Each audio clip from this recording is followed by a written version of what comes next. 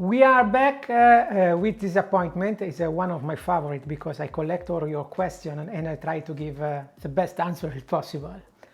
So also today I collect the 7 common questions on my social media network that I get from you.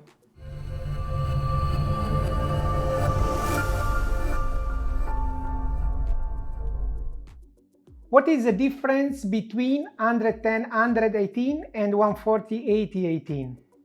The biggest difference is the destination of use of the tire. So 110, 118, as I told you in one of my previous videos, it's a motocross tire.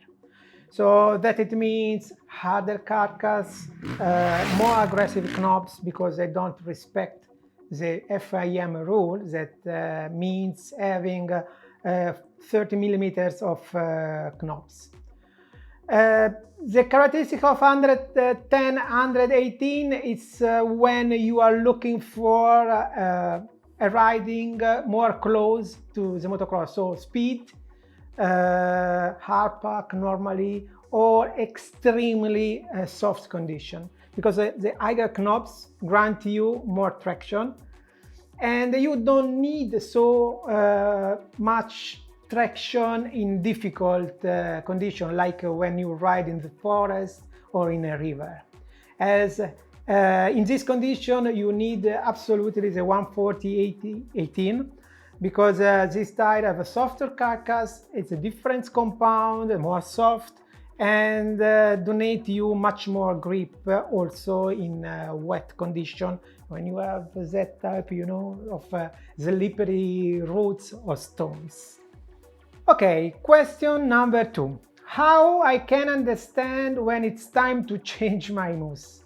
So we have spoke a lot about this argument, but I give you today some small tricks and tips to understand when it's the moment to change it.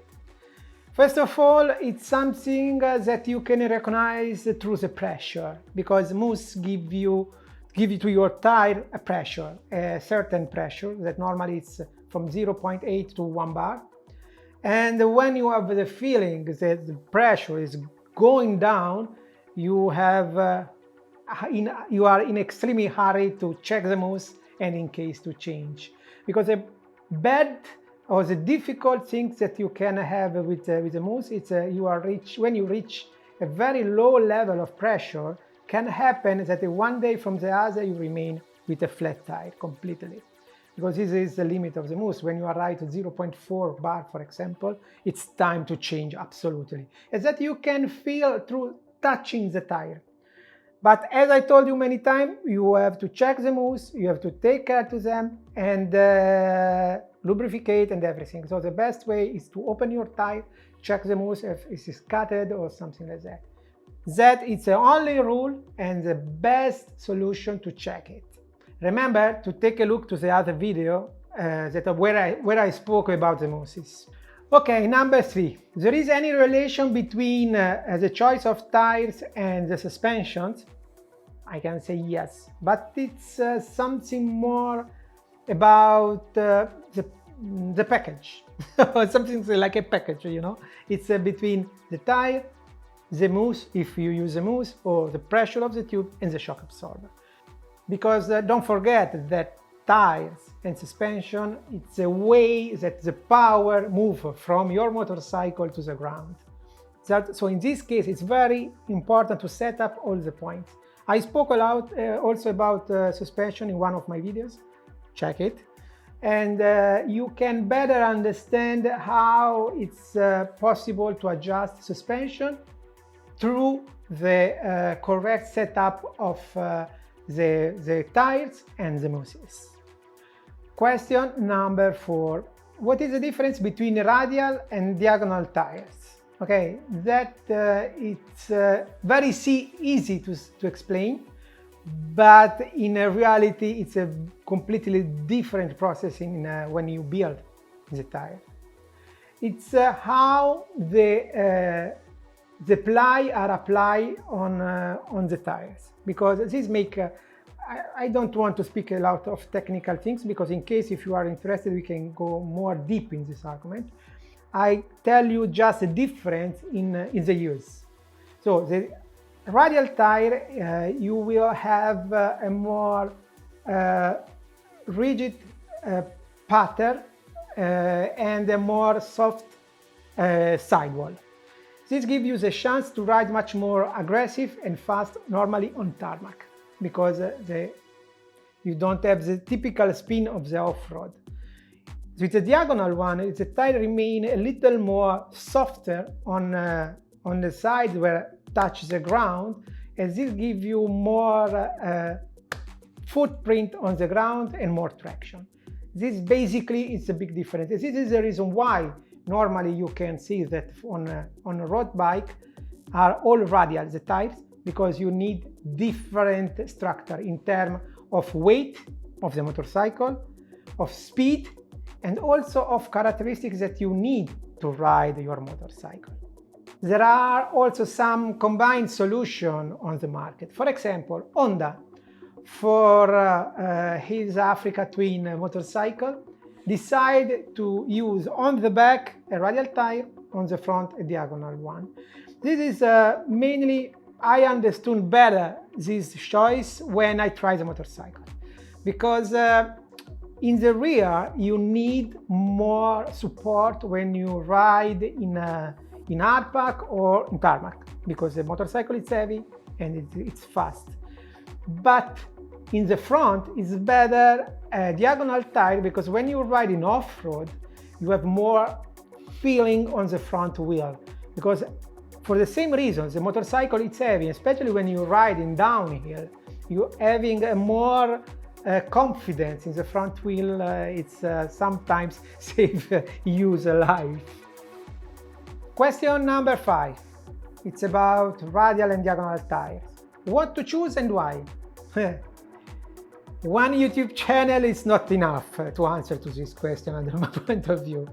So, by the way, I can suggest you to think about basically what is your motorcycle, or what is your use, or your riding style. If you ride on road, off road, there are so many different elements that can make your best decision the right one. Remember to follow me on YouTube, on Instagram, and slowly you will better understand what is the best choice for your use. Okay, let's go with the next question. Okay, number 6. How tire pressure affects the duration? A lot, basically a lot. Especially if you ride on tarmac, because off-road, yes, can make the difference, but in opposite way. Now I try to explain shortly, because we start from the off-road. It's the element that destroy your tire in off-road. It's spinning, because it's something that it destroy your tire slowly, like sandpaper, something like that. So in this case, if you have an high pressure, you will get less traction from your tire and higher speed. And in this way, you destroy your tire faster. In opposite way, on the tarmac, on the asphalt, if you ride with a low pressure, this will affect the duration, because the temperature of the tire become higher.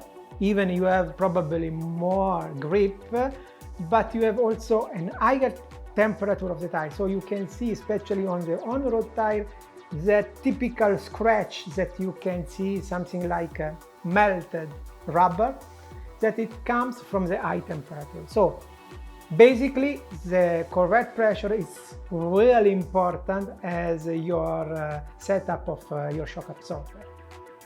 Okay, last question, and also in this case is connected with the previous one. So, how much does the correct chassis setting influence the life of the tires? As for the pressure, a lot, especially on the asphalt.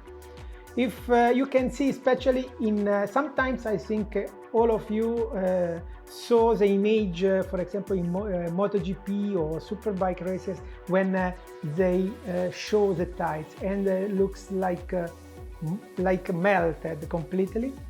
Because as I told you before about the pressure, it comes from the high temperature. Because the setup of the suspension, it's something really difficult, because if you move to a soft setup, you will get more traction, but you give more load on the tire, as this will destroy fast your tire. But if you move in the opposite way and you have a very stiff suspension, you will have less traction, but you have lower temperature as the life is much longer. So you have to find the right setup of suspension and pressure. These two elements works really together. Okay, also today we arrived to the end. I hope you enjoy my answer, and I wait for your next 7 questions for our next appointment. Hasta luego, compañeros.